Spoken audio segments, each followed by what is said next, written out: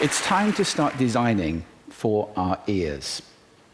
Architects and designers tend to focus exclusively on these. They use these to design with, and they design for them, which is why we end up sitting in restaurants that look like this and sound like this, shouting from a foot away to try and be heard by our dinner companion.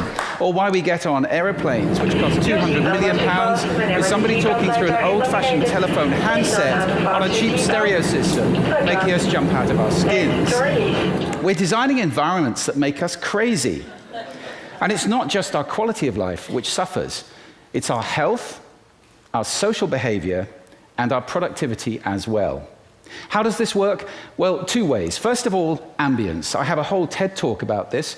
Sound affects us physiologically, psychologically, cognitively, and behaviorally all the time. The sound around us is affecting us, even though we're not conscious of it. There's a second way, though, as well. That's interference. Communication requires sending and receiving. And I have another whole TED talk about the importance of conscious listening. But I can send as well as I like, and you can be brilliant conscious listeners. If the space I'm sending in is not effective, that communication can't happen. Spaces tend to include noise and acoustics. A room like this has acoustics. This one, very good acoustics. Many rooms are not so good. Let me give you some examples from a couple of areas which I think we all care about: health and education. When I was visiting my terminally ill father in hospital, I was asking myself, how does anybody get well in a place that sounds like this? Hospital sound is getting worse all the time. Noise levels in hospitals have doubled in the last few years. And it affects not just the patients, but also the people working there. I think we would like for dispensing errors to be zero, wouldn't we? And yet, as noise levels go up, so do the errors in dispensing made by the staff in hospitals. Most of all, though, it affects the patient. And that could be you, it could be me. Sleep is absolutely crucial for recovery. It's when we regenerate, when we rebuild our cells. And with threatening noise like this going on, your body, even if you are able to sleep, your body is telling you, I'm under threat. This is dangerous. And the quality of sleep is degraded, and so is our recovery. There are just huge benefits to come from designing for the ears in our healthcare. This is an area I intend to take on this year. Education. When I see a classroom that looks like this, can you imagine how this sounds? I'm forced to ask myself a question. Now, that's a little unfair. Some of my best friends are architects, and they definitely do have ears, but I think sometimes they don't use them when they're designing buildings. Here's a case in point. This is a £32 million flagship academy school, which was built quite recently in the UK and designed by one of Britain's top architects. Unfortunately, it was designed like a corporate headquarters with a vast central atrium and classrooms leading off it with no back walls at all. The children couldn't hear their teachers. They had to go back in and spend £600,000 putting the walls in. Let's stop this madness of open-plan classrooms right now, please. It's not just these modern buildings which suffer. Old-fashioned classrooms suffer too. A study in Florida just a few years ago found that if you're sitting where this photograph was taken in a classroom, row 4, speech intelligibility is just 50%. Children are losing one word in 2. Now, that doesn't mean they only get half their education, but it does mean they have to work very hard to join the dots and understand what's going on. This is affected massively by reverberation time, how reverberant a room is.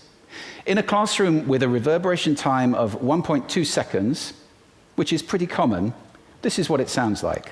In language, infinitely many words can be written with a small set of letters. In arithmetic, infinitely many numbers can be composed from just a few digits with the help of the simple zero. Not so good, is it? If you take that 1.2 seconds down to 0.4 seconds by installing acoustic treatments, sound-absorbing materials, and so forth, this is what you get. In language, infinitely many words can be written with a small set of letters. In arithmetic, infinitely many numbers can be composed from just a few digits with the help of the simple zero. What a difference.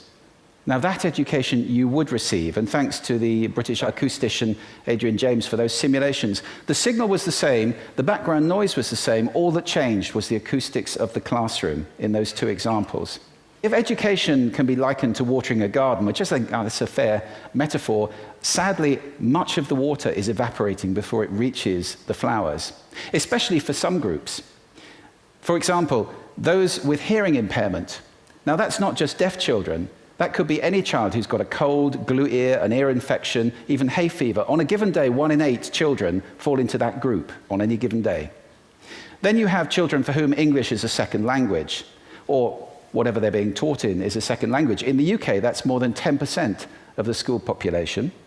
And finally, after Susan Cain's wonderful TED Talk in February, we know that introverts find it very difficult to relate when they're in a noisy environment doing group work. Add those up, that is a lot of children who are not receiving their education properly. It's not just the children who are affected, though. This study in Germany found the average noise level in classrooms is 65 decibels. I have to really raise my voice to talk over 65 decibels of sound. And teachers are not just raising their voices. This chart maps the teacher's heart rate against the noise level. Noise goes up, heart rate goes up. That is not good for you. In fact, 65 decibels is the very level at which this big survey of all the evidence on noise and health found that that is the threshold for the danger of myocardial infarction. To you and me, that's a heart attack. It may not be pushing the boat out too far to suggest that many teachers are losing significant life expectancy by teaching in environments like that day after day. What does it cost to treat a classroom down to that 0.4 second reverberation time? £2,500. And the Essex study, which has just been done in the UK, which incidentally showed that when you do this, you do not just make a room that's suitable for hearing impaired children, you make a room where behavior improves and results improve significantly. This found that sending a child out of area to a school that does have such a room, if you don't have one, costs £90,000 a year. I think the economics are pretty clear on this. I'm glad that debate is happening on this. I just moderated a major conference in London a few weeks ago called Sound Education, which brought together top acousticians, government people, teachers, and so forth. We're at last starting to debate this issue, and the benefits that are available for designing for the ears in education, unbelievable. Out of that conference, incidentally, also came a free app which is designed to help children study if they're having to work at home, for example, in a noisy kitchen. And that's free out of that conference. Let's broaden the perspective a little bit and look at cities. We have urban planners. Where are the urban sound planners? I don't know of one in the world. And the opportunity is there to transform our experience in our cities. The World Health Organization estimates that a quarter of Europe's population is having its sleep degraded by noise in cities. We can do better than that. And in our offices, we spend a lot of time at work. Where are the office sound planners? People who say, don't sit that team next to this team because they like noise and they need quiet.